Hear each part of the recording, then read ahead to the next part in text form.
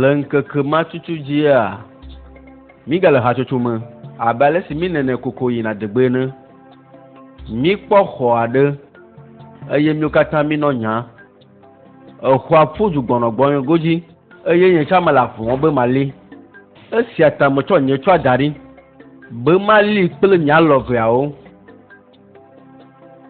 gbɔgbli toa nye velia ɖe datu exɔa gbɔ nyuietɔa egbele fetsua me egbã kɔŋku dzina eye mebu nye ŋku veawo make bu nye agbe nenye be kpe le mea nu sia tae megblɔ bena eta nyuietɔe menye agbagba ɖe sia ɖe si ye xexeame ƒe magbedalawo dze be nye ŋku atrɔ kpɔ nua ɖeke medzedze o gake wogblɔ nem bena wowɔnɛ hafi wogblɔ ne nenema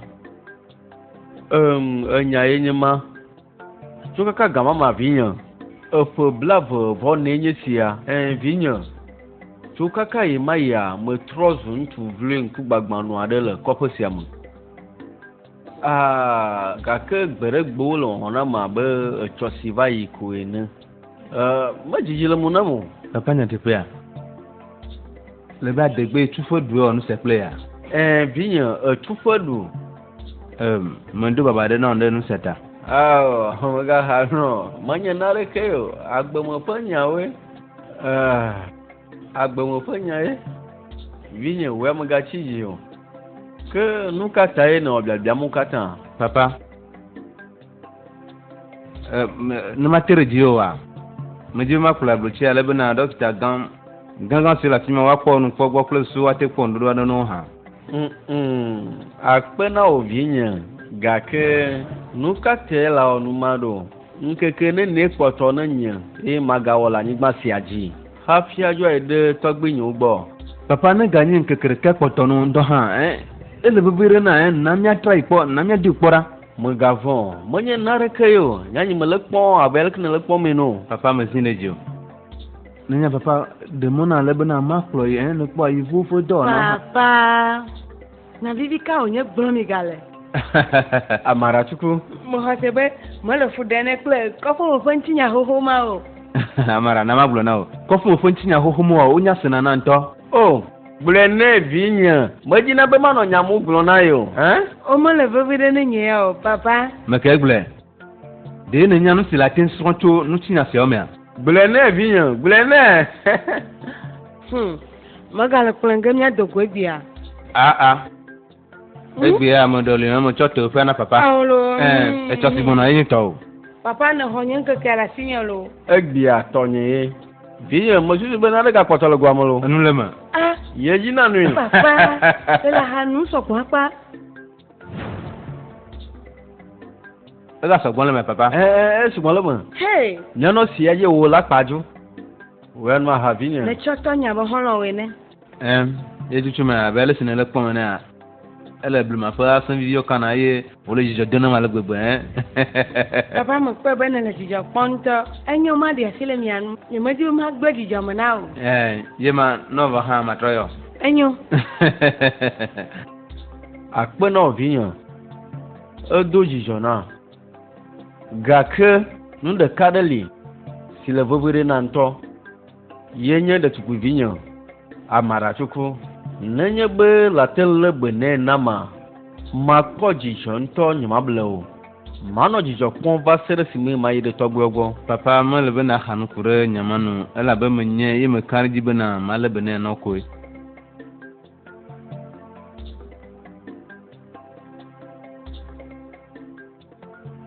mɔkɔse be ne gblɔ na be xɔlɔ wa gbɔnɛ egblɔ na be yava le madzidzi me alava ɖe afisia elava koe oh aminye ye nye sia fine va nɔ anyi wow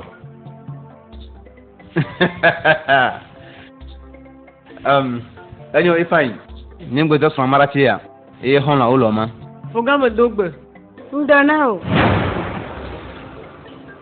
tele wole gbe do na woe Eʋegbe, Eʋegbe. Ah. Ne kana jibe nu sia nu le nyuie a. Nu sia nu le nyuie. Ayo ifa lema, yo ba mana no ajina ne bana we. Ba. Ni mablo no dun pale si ne du yin chama he ni ngana boka. La fia ni halo. Maga kpɔ gbɔ de ko ne kana jibe le nyuie ifayin. Nu ka tene le kpo ne ma nu sem le nyuie. Nu sia nu le nyuie nyen tɔkoe. Ne le gbɔ ne ma. Enyo. Azo nu si gbene tuare. Nyuie de ntɔ. Ayi nyuie de. Chale lema ele nyuma.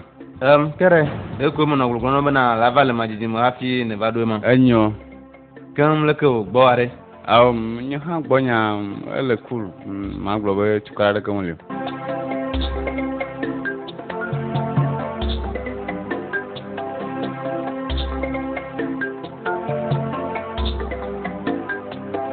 Amara ti jijon ma barawe anya ewo anya baba wo da flache na mabia o maka na nye madi ma glo be maka na susu be yenye nye ma se onya gomu makwa ya kana jibe ya glo hebi so na datu na ku nto ha na phone ma le tanti na o dagbagle na wa nuka ta na lo ma ba manyanya si glo melo ne na mabia o zineni ye no nye krombo ne te do ki ora gara le fofonyen melo biala zineni ogbi na o ga ke cho de ka sivaya me be cho sivaya o pe fofonyen no anyin keke blibo akata amara ti kpo nyue lo me ku be na le jimbe aku eku le ojuro ma lo ne le jimbe aku ga ke manyela wu ta fati na magbo no te do ki ora gara le fofonyen te do ki ora gara fofonyen na me le jimbe aku ku barare ko wa ku gbagba no vlipo vi makochi me kpodu ka ka fimo de ta fati me de mede kuku na o ne kwa le si wale nyakwa nyeme le jime ma do nyeme kplo nye kplo mi ma do tukara ko ne se ya si me gblona wa azon we do to amelo laga si onye ma melo lo e jijo do na wa ne de la me si la lo jima le nyako fe me fe ko na ja fi me nu to si me afi si on to ne tuwa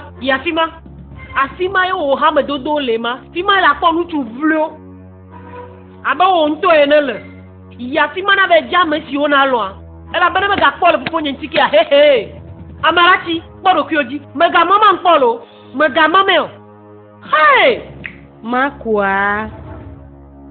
makwa ni ma blo le deji le fona nto ni manya ba ma du agbenyare ko yesu amarachi le kenwo bubu ma blo na ba agbenyare ke me la tinyo enyo na ma di fio ba gbenyere ke me la tinyo nya mo fo nyima ka ko fo nyele ben ta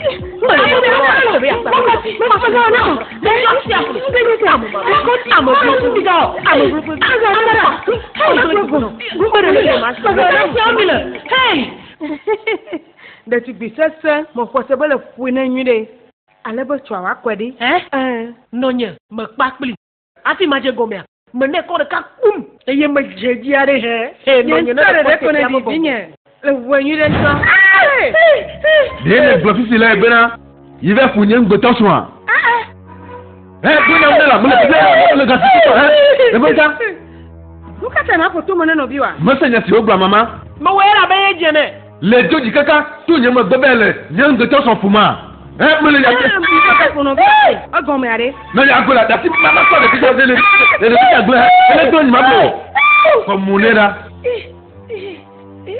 nonya ta flaje no na ba tu mama dagbe de enu fuli mata menya mama mo janya anya no wa de tu gbe mata vigne de ti won kle viata ne bala te ron kle oku me adoa nyui te ma onele a nyamanya sin donga de tu mata no le do mama ma kwere mu wodo do na chu babare no lesia babare mama babare no nyamanya ni sile fude na fogolo magala fi jara ga ba ponka ndonga ma gbata na o makare di na o babare na o lesia no nyama ku chire bana uza maka da sile nunya wo ne wonu le vinyaji ba wa de biwa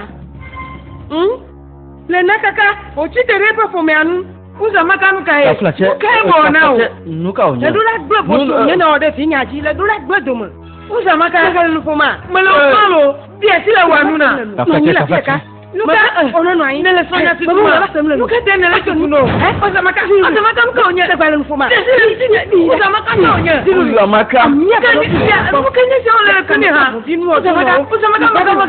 De ti le mi anu. Nuka mi ona o. De ti le mi anu. Alo ni mo gbe no bota o le kan. Bla boa de mo ina be to ti be. Maka gbe bi mo na. Usa maka.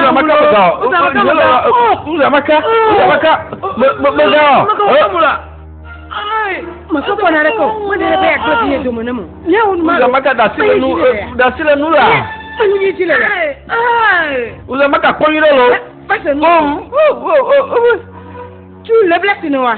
Ina be gbe do mo lo. Ble bo si lo wa do mo. Bo si no na bi nya ja do mo. Mo ba ina be tri. Mama ina be tri.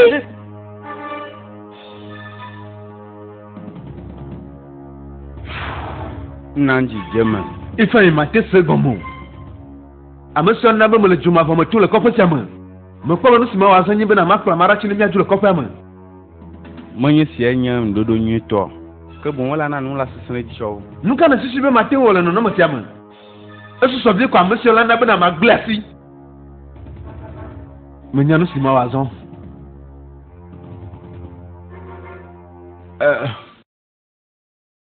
Mo do kuna naji. Mo bunya de kana kude de tubisi fo nyam gbono wa nure. De tugwenya kokko. Amanyude.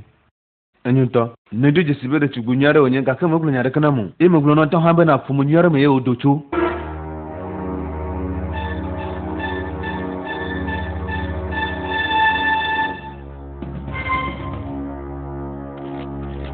Asika wale, amafule ade vaton biara mawale. Makana nya. Tabo kufule de nya chama magawo de jama na nkire ka. Makaba mo wala nya. Wakwachi, amaka juwa le vale le mnepa fema. Ke amara ti la fema Ne la fema ti to ko no ojibe ya unonya. De wa ma la fema wa. De ma si ba no ba ti sa bale ti la nyo juma. Abale ti ne le omene a. Ne le pon wa ko le po fia. Ta flache, makawe nya me ojuwo no. Makawe la titia, enu blesse wa. Yeye o le ba me. Enu blesse o la titia. Wa gbo le ba no ye ba le tutuma. Ai ble na. Ma papa, munyemi na o. Mama, ne ka sinye tile. E go mere. Ne dila ko npo. Nuka jo ba be be. Mana tita. Ta mama. No nye ba ko je mo di jora ni. Nye ba ko police ba. Le gars,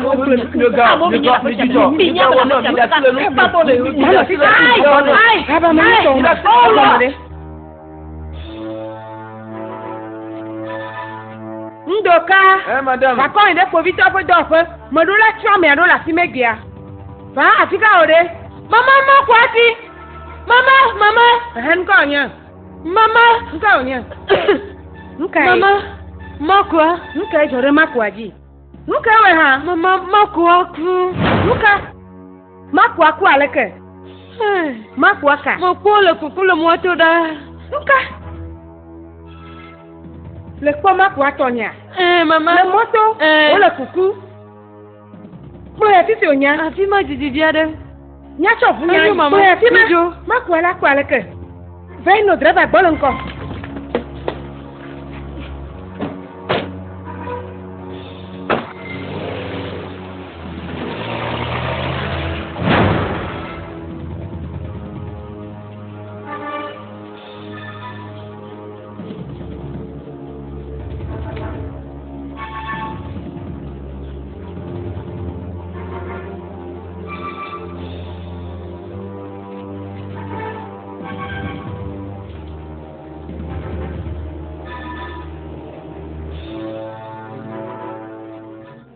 C'est bon le nuit.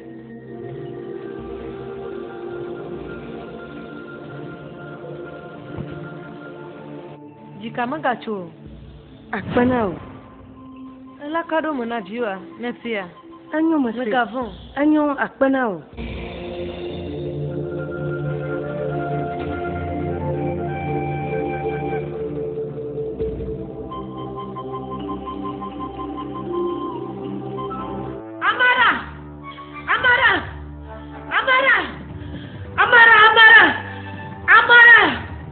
onye. Ai, Muka onye. Makanya ma.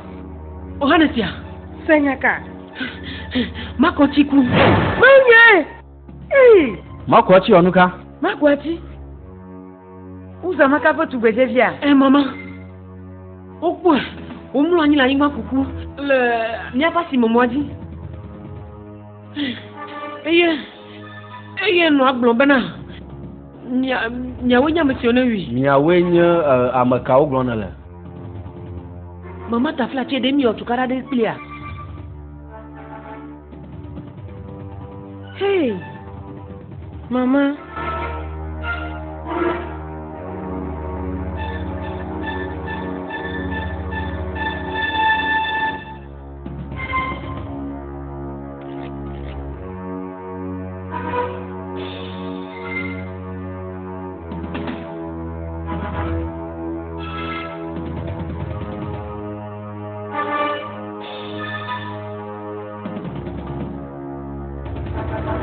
Yepo jujua.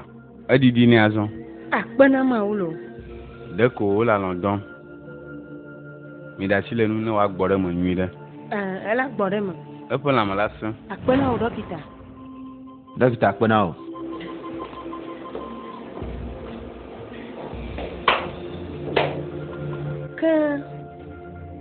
Ka ti won place yo de ka be wa u de tukpe vinya na ma. Nyawa.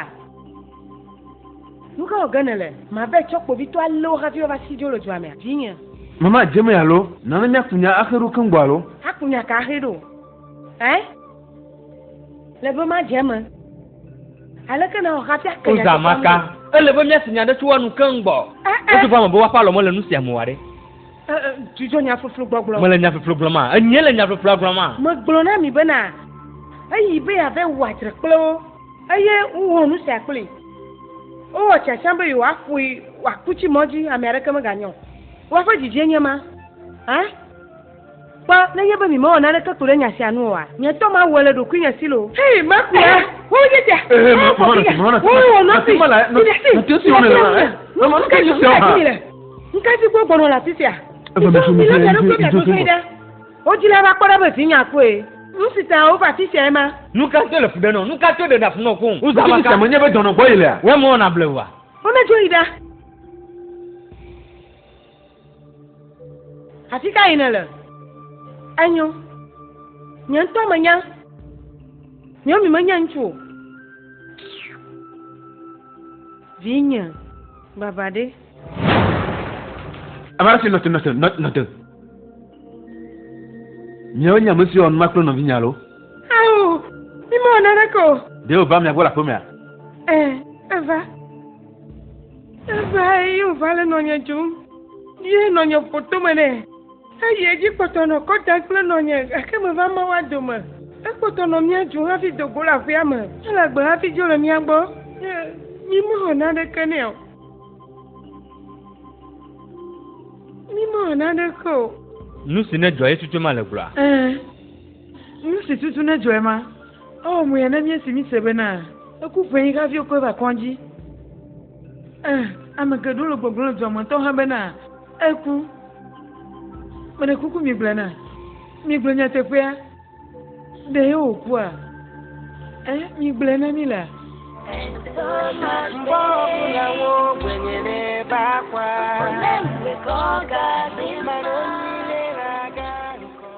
La temia onu ala pato.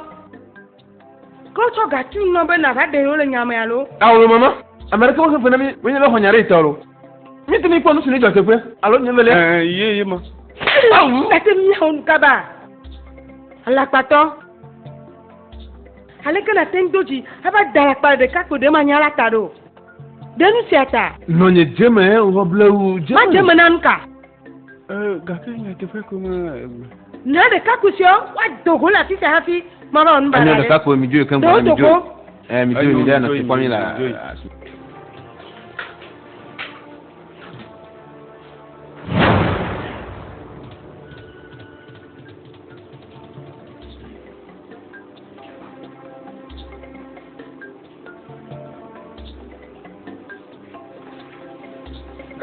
Tinya, la foi.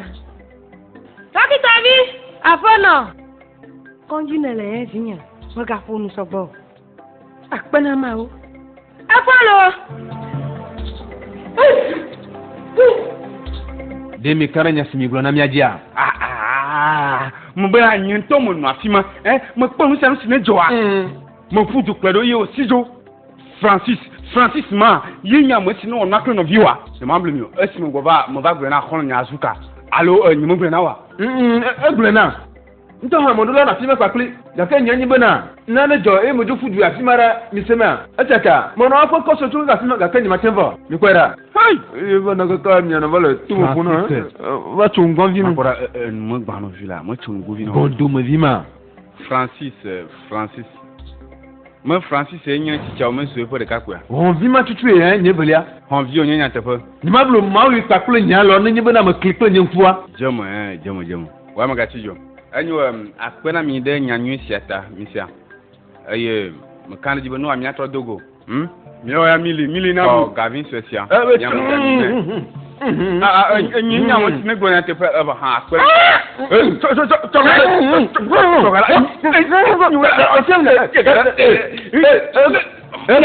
Vinye makoa gblɔ nyateƒea ne ame ke wɔ nu sia kple o.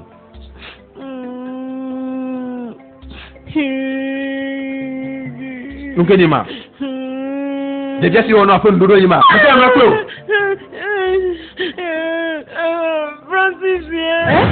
Francis. Ne kpɔe zɔa. Ne le nɔkpɔ ma. Nye me se nya sia gɔme. Nu ka tutu dzɔ ɖe miakpli mi nɔ dzrɔ̃ ma alo leke?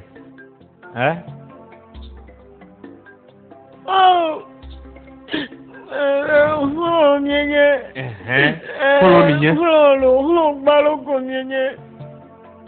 Azɔ mitsɔ me va kpɔe. Wonɔ nanewo kple hlonye vevi. Ye megblɔ ne bena nye megadzi be meganye hlo ko. Nyame ne kɔ nyui ɖe gblɔ nyadɔtɔ ma se. Esi me gbɔna tsɔ ma ɖe tsi wo vevi ma. Me ve da ko gblẽ gbɔna ƒe mea. Me gbɔ Francis le mɔ dzi. Makɔtsi nɔ te megadzo le gbɔnyo. Bebe me de kuku nɔ medzo taflatse na wɔ ɖe nu si ne dzɔ ata. Nye ŋutɔ ma fa dzi na wo ne sia megabi dzi do mo. Taflatse bu ɖe le ŋkɔ na. Kpɔnu vovo sia ɖa. Megadzo la. Nu ka ta la nɔ nye dzom ɖo. Ela dzrom be ma wɔ nu si la woe sia. Kpɔkpɔ ɖeka le na afisia kata le vovo, afisia le vovo ŋutɔ. Bu le afisia, bu le ŋkɔ na.